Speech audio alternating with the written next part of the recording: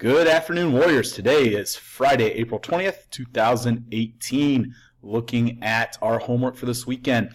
Next Monday and Tuesday, you will be taking your air test in math. You need to be reviewing all of your air prep materials over the weekend, looking over things, reading through your journal. You do need to make sure that you plug in your Chromebook on Sunday evening so it's fully charged, ready to go Monday morning. In science, extra credit bag of soil, that is due Wednesday to Miss Falk. Also, you have your Malabar money, it's $4. In social studies, we have an optional research. It's always good to do an optional assignment. Sometimes extra credit is involved, and it also helps prepare you for upcoming tests and opportunities.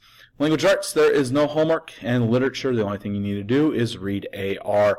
You're not required for anything book club-wise, and there is no reading log that you need to complete.